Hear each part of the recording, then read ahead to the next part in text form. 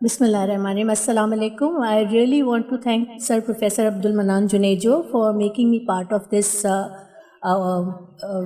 World Kidney Day celebration. اور السلام علیکم sir doctor professor Usmani I can see and of course doctor Naresh ابھی انہوں نے بات کی تھی. میں جیسے ڈاکٹر عبد المنان جنہوں نے کہا کہ میں یہاں کی نیفرولوجی ریزیڈنٹ تھی اور it's always a pleasure, it's always nostalgic to come and see the unit again and again. I am really happy کہ کتنا اچھا پروگریس ہوا. تو I was giving the topic of diabetic kidney disease, اور یہ presentation primarily میں نے students کے لیے بنائی تھی, لیکن میں کوشش کروں گی کہ جو عام آدمی ہیں وہ بھی اس بات کو سمجھ سکیں جو ہم نے ان کو اس میں لکھا ہے, تو اور دونوں طرح کی آڈینس اس کو کیٹر کر سکے. سو اس پریزنٹیشن کا مقصد یہ ہے کہ اس پریزنٹیشن کے آخر میں آپ کو کم از کم یہ پتہ ہو کہ ہم کو ڈائبٹیز کڈنی ڈیزیز کے بارے میں کیوں سوچنا ہے, اور یہ ڈائبٹیز کڈنی ڈیزیز یا ڈائبٹک نیفروپیتھی جس کو ہم کہتے ہیں یہ ہے کیا, اور دوسرا یہ کہ کون سے لوگ ہیں جن کو شوگر کی وجہ سے گردے کی تکلیف ہو سکتی ہے. پھر اگر یہ اتنی خطرناک بیماری ہے تو اس کا رکنے کا طریقہ کچھ ہونا چاہیے, اور پھر ہمیں کون سے چیزیں ہیں جن سے ہم دیکھ سکتے ہیں کہ شوگر کنٹرول ہو رہی ہے کہ نہیں ہو رہی, اور آخر میں ہمارے پاس کیا ٹریٹمنٹ آپشنس ہیں. تو جو ڈائبٹک کڈنی ڈیزیز ہے جس کو کہتے ہیں ڈائبٹک نیفروپیتھی کہلاتی ہے, اور یہ اس لیے ہے, اس کو اس سے امپورٹنٹ اس لیے ہے کہ دنیا میں جو گردے کی بیماریاں ہیں, آئی ووڈ ریئلی اپریشیٹ اگر آپ آپس میں بات نہ کریں اور صرف 10 منٹ کے لیے میری بات سن لیں. تو ڈائبٹک کڈنی ڈیزیز جو ہے وہ 30 to 40% امریکہ میں جو آدھے کڈنی کے فیلئر کے پیشنٹس ہوتے ہیں وہ شوگر کی وجہ سے ہوتے ہیں. اگر آپ سمجھتے ہیں, سب لوگ یہی پوچھتے ہیں کہ کڈنی کی بیماری ہم کیسے پریونٹ کر سکتے ہیں, تو آدھے سے زیادہ گردے کی جو بیماریاں ہیں وہ شوگر اور بلڈ پریشر کی وجہ سے ہی ہوتی ہیں. تو sugar cost around 50% of the incident cases of and stage renal failure in United state, اور ایک تقریباً 3.5 کروڑ پیپل جو ہیں وہ ان کو ڈائبٹیز ہے امریکہ میں, بچوں کو اور بڑوں کو. تو یہ اتنی کامن ہے شوگر, اور اگر شوگر کامن ہے تو ظاہر ہے کڈنی فیلئر بھی کامن ہی ہوگا. اور جتنے لوگوں کو بھی شوگر ہے ہر سٹیج پر, اگر شوگر کی سٹیج زیادہ ہے تو ان کی زندگی اتنی کم ہے.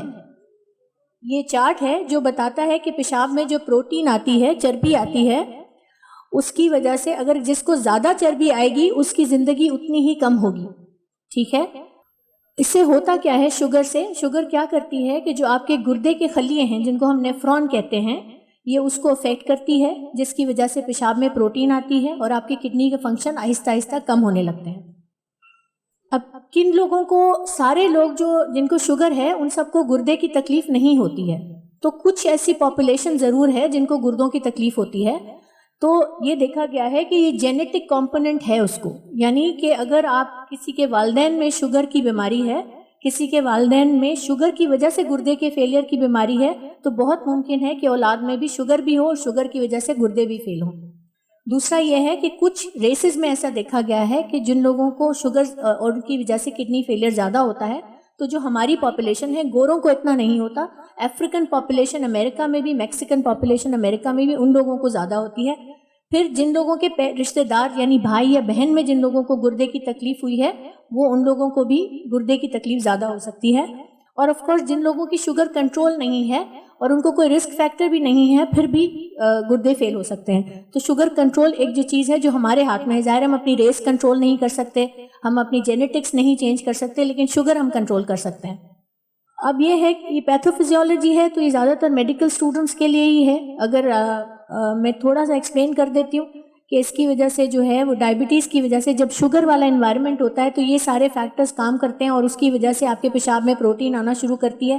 دھیرے دھیرے آپ کے جو نیفرونز ہیں وہ سکڑ جاتے ہیں, تو اس کے بعد آپ کا گردے کے ٹیسٹ خراب ہونا شروع کرتے ہیں, جو کریٹینین کا ٹیسٹ ہے وہ بڑھنا شروع ہو جاتا ہے.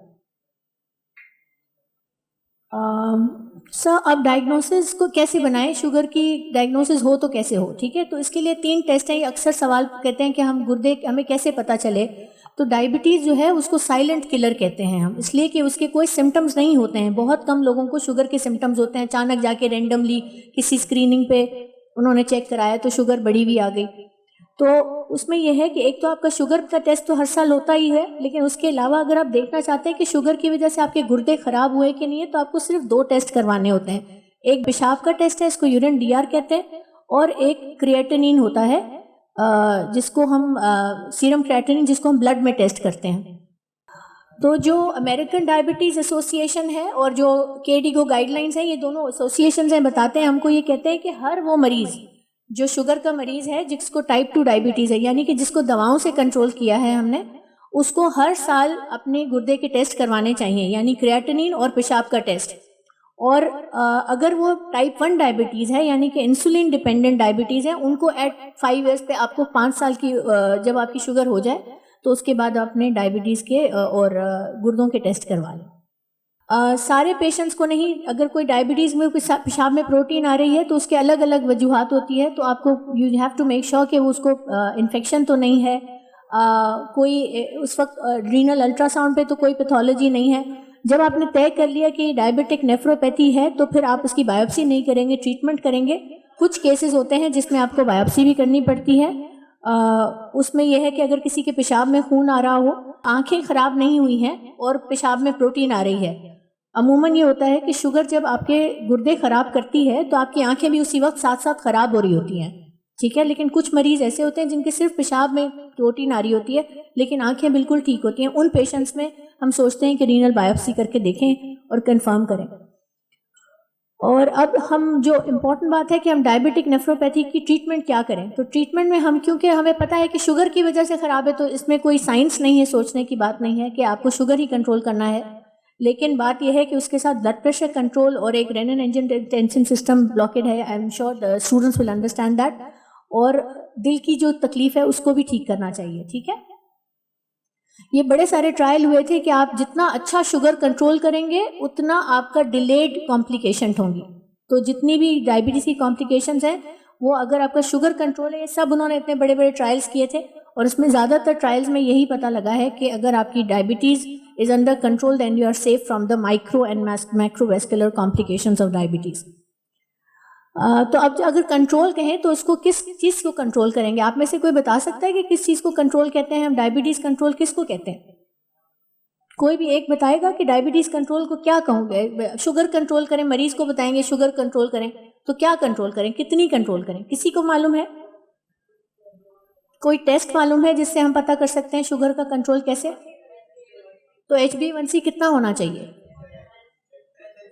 لیس دین 7. سو ہم یہی بتانا چاہ رہے تھے کہ HbA1c جو ہے وہ آپ کا جو ریکمنڈیشن ہے وہ ہر مریض کا لیس دین 7% ہوتا ہے.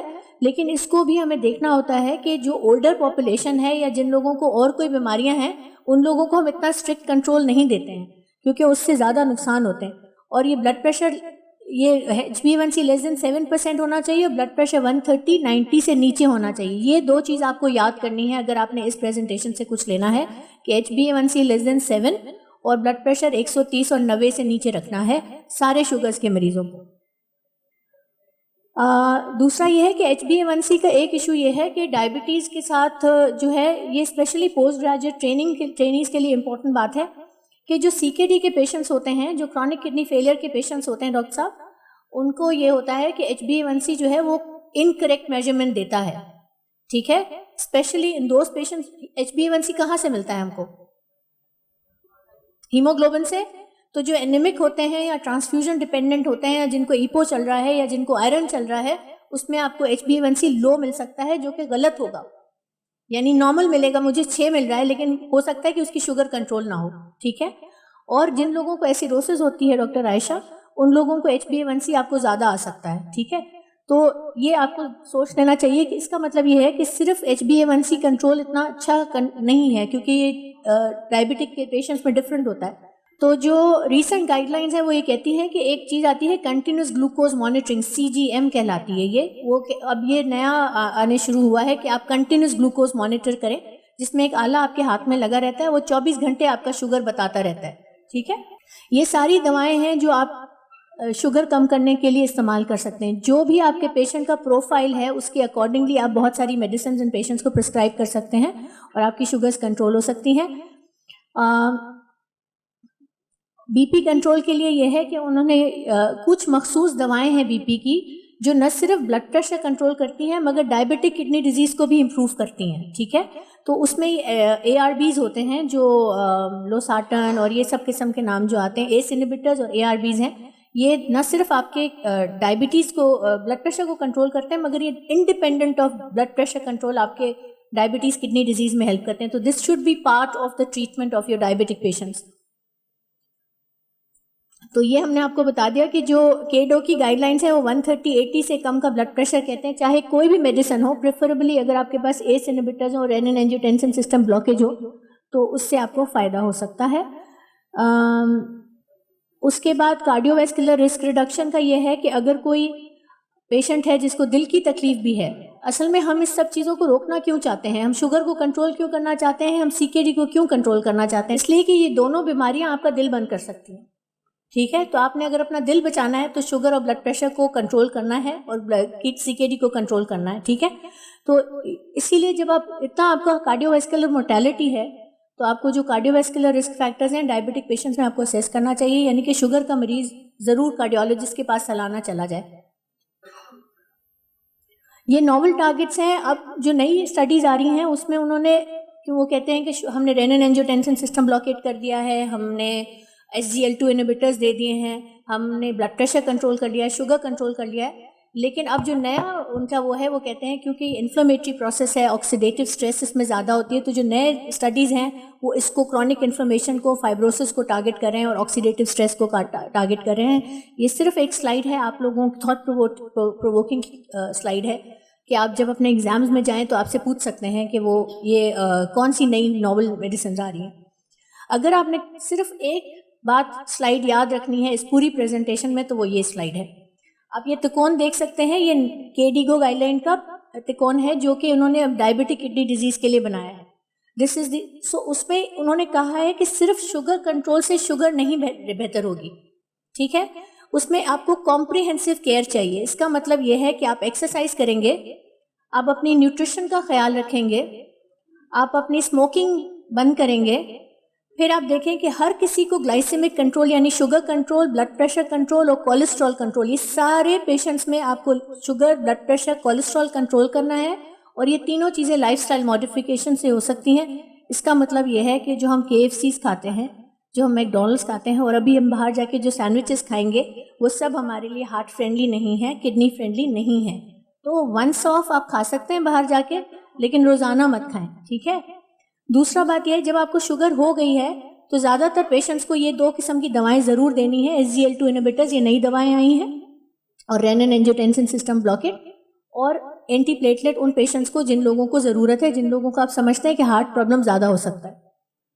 اسی بات کو انہوں نے دواؤں کی صورت میں بتایا ہے کہ ڈائٹ کنٹرول کریں, ایکسرسائز کریں, اسموکنگ نہیں کریں, ویٹ کنٹرول کریں, اور میٹفارمن, SGLT انہیبیٹر, رینن اینجیوٹینسن بلاکر اور اسٹیٹن یہ سارے مریضوں کو دینی ہے, سارے لوگوں کو. یہ 4 دوائیں آپ نے ضرور دینی ہے, اسپیشلی دا ریزیڈنٹس. پلیز اس کو یاد رکھ لیں کیونکہ آپ کے ایگزام میں پوچھتے ہیں. ٹھیک ہے. اور پھر بعد میں ہم دیکھتے رہتے ہیں کہ مزید اور کون کون سی دواؤں کی ضرورت ہے, تو بعد میں ادھر جاتے رہتے ہیں.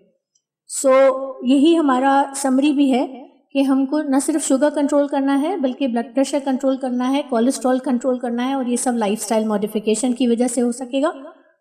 اور thank you very much. I hope I was not long. Thank you.